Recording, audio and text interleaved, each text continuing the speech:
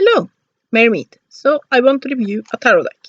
And the deck I want to review is the Cook's Tarot by Judith McKay Sturt, I think it is to be pronounced as. Let's have a look, see here. This person. And it is published by this company, which I have forgotten what is. I wonder if it's Bluebird. I think it might be Bluebird. I am not. No, it's not. Well, I am hopeless with publishers.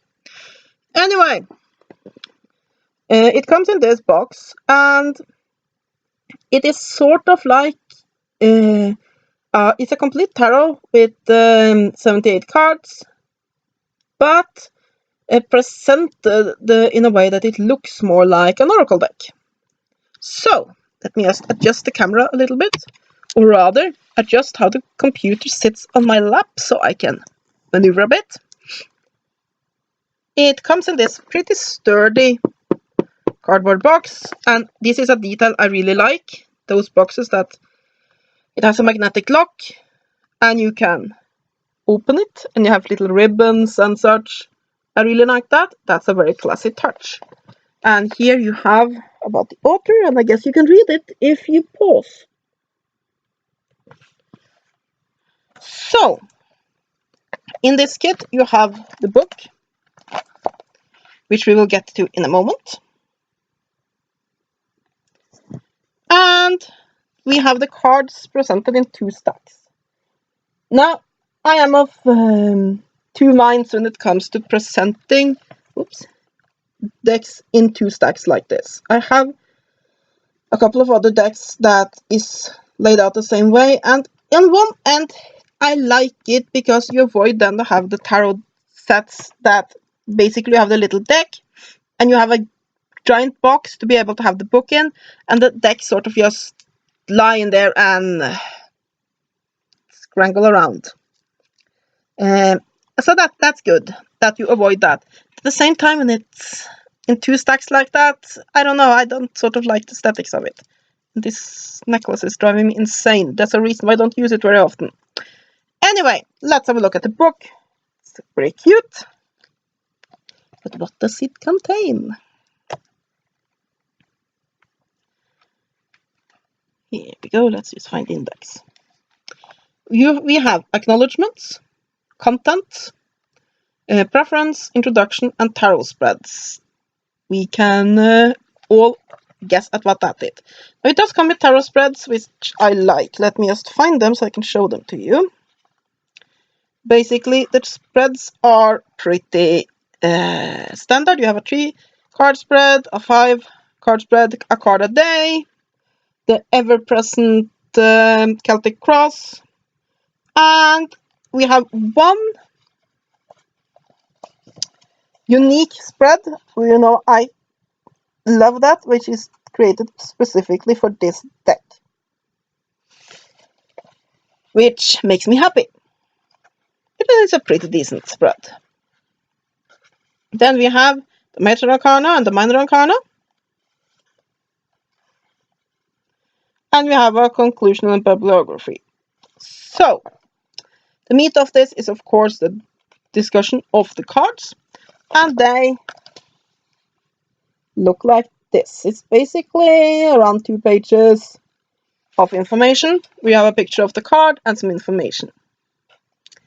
And here you have basically, you have what number it is, the zodiac affinity, a little bit about it. You have key elements. We have what basically suites of the Minor Arcana it is presented in, or basically what it has to do with those. Its correspondences, if I could actually talk today. You have what colors it is associated with, and card meanings, and you have kitchen wisdom. The kitchen wisdom is sort of cute. It sort of ties into the theme of this deck. So each card has a little kitchen wisdom. So for the magician that we've been talking about here, we have true alchemy involves a sense of rightness and timing. Trust your instincts. Test the temperature of the air as as well as the oven. And let's take just another one randomly here. The devil. You have kitchen wisdom. If you get down and quarrel every day, you are saying prayers to the devil. And 5 of Wands, kitchen wisdom. Remember, you can always take off a blindfold. Basically, you have little fortune cookie ideas there. So yeah, it is a lot better than your average little white book, but it is also what it is. It's basically not, this book won't teach everything you need to know about reading the tarot. It just gives you a little bit about each card. So it is a little white book, it's just a little white book on steroids. But for what it is, it's decent enough. So let's have a look at the cards. A lot of you have used 6 minutes going over the box and the book.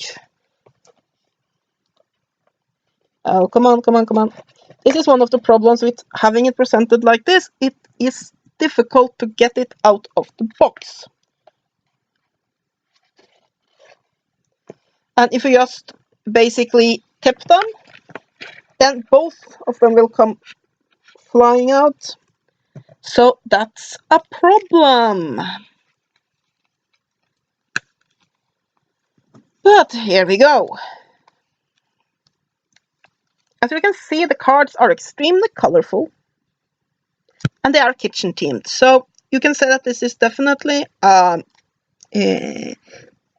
novelty deck, but it's a pretty good one. Now, one thing I like is that it doesn't have a lot of borders. You have this thing down here that says the name of the card, and that is easily trimmed if you want to. And otherwise, the entire card is filled up with the imagery. As you can see, the imagery is all kitchen related, but at the same time roughly following the Rider White concept. I actually really like the imagery of this deck. I think it is quite pretty and I connect with it fairly well. It's basically both simplistic and complicated at the same time. It has pretty decent, but it does stick together a bit. Let's talk about that later. It has pretty decent symbolism. So of course, like I said, as a novelty deck, there are limits to the symbolism, but all in all, it follows the Rider White concepts fairly well.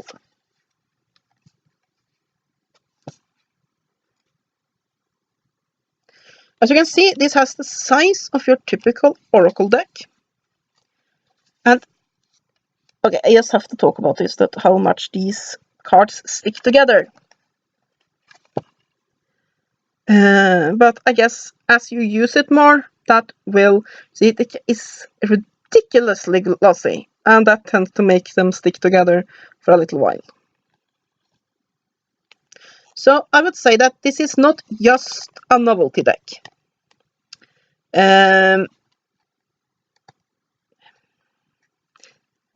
Shuffling this for the first few times is really funny. It's not just a novelty deck, but it is intended as one. So while you can definitely do fortunes with this and also do other kinds of tarot work, it is definitely first and foremost intended for novelty. Basically, it's a fun gift for somebody who loves cooking and especially a chef. But the symbolism is all there, so you can definitely do divinations with this. And I would say that especially if you like to do divinations for your family and friends around the kitchen table, this might be just a deck for you. Yeah. Don't get the point across though. So yeah.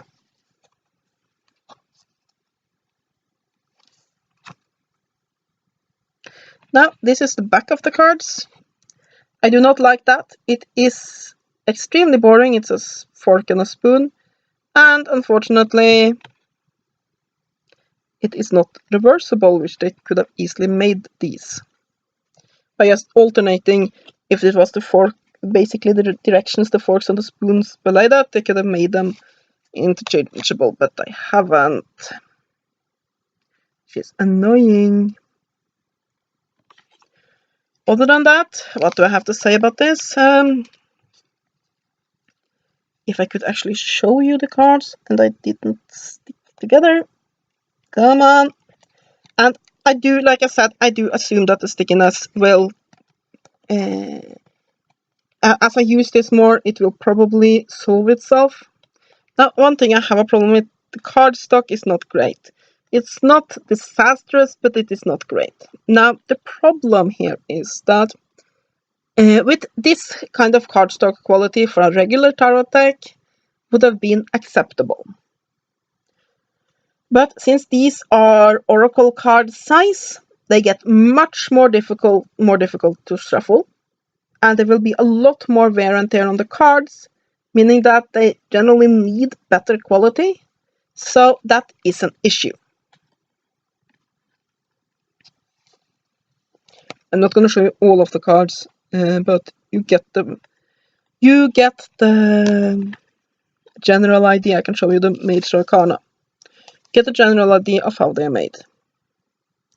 I have a feeling that unless you are very, very careful with these, you will wear them out because the cardstock isn't good enough for these big cards.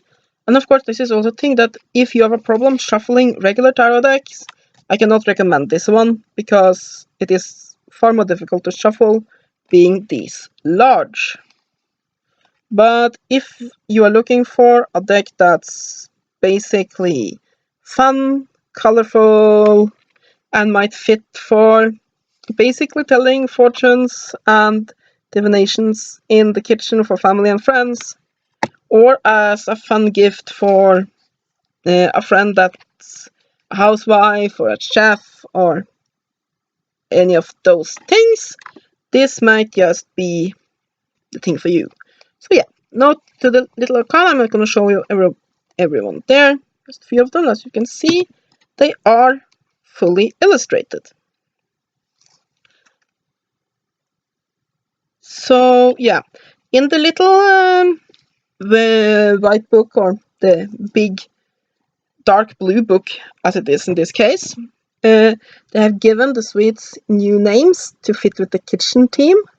They have not done that on the printing of the cards though, so like you see, it's wands and cups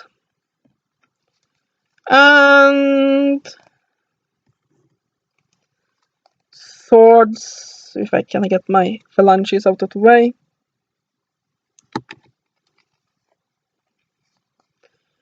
and pentacles. Though in the book they are called, and I need to check back on that because I did not have those memorized, sorry. Boom, boom, boom.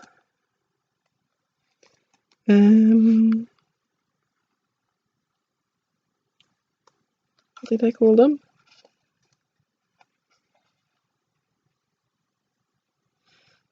Pitch. Since it's just one card, they have given new ones.